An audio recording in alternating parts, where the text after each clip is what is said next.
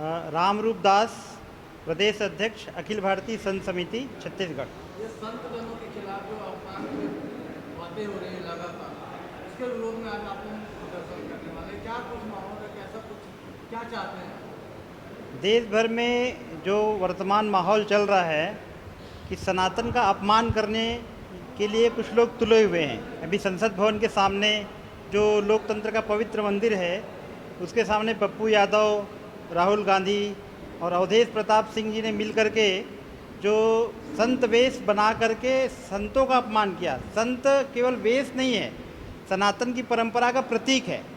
हमारी हिंदू संस्कृति में संतों का बड़ा महत्व है, और संतों का महत्व हम तो संतों में कहते हैं वेश की पूजा होती है।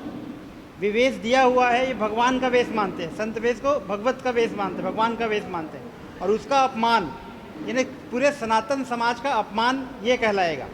और उसको आप स्वांग रच करके वो एक दिखाना चाहते हैं कि सनातन को एक प्रकार से आप बदनाम करने का ये करते हैं। और बहाना क्या लगा रहे, राम मंदिर में जो चोरी की घटनाएं हुई, वो घटना करने वाला कोई संत नहीं था, वहाँ कर्मचारी हैं। व्यक्ति के मन में लोभ आ सकता है, लोभी कोई भी हो सकता है, और वो लोभी व्यक्ति था, उसमें किसी भी संत का अभी तक कोई नाम नहीं आया है।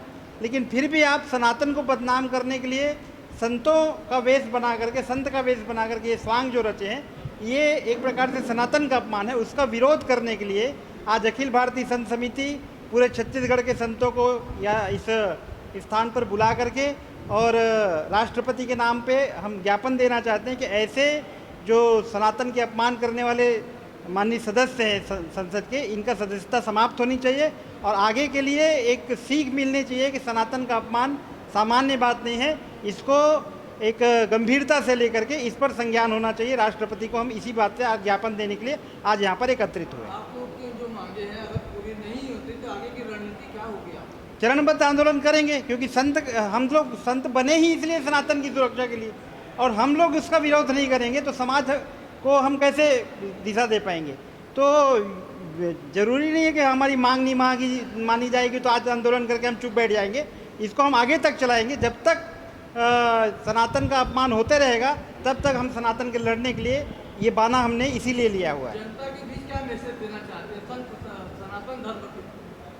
सनातन धर्म जनता के बीच में ये संदेश देना चाहती है, हमारी संत समिति ये संदेश देना चाहती है कि सनातन का अपमान किसी भी प्रकार से नहीं होना। सनातन के जो मुख्य मान बिंदु हैं, देवताओं के मंदिर हैं, संतों का वेश है, इन मान बिंदुओं पर किसी भी प्रकार से प्रत्यक्ष या अप्रत्यक्ष प्रहार यदि हो रहा है तो उसका संज्ञान लेकर के तुरंत उस पर अपना विरोध दर्ज करना चाहिए सब समाज के सभी लोगों को। ये मैं समाज से, जनता से और आज की युवा पीढ़ी से अपील करता हूँ।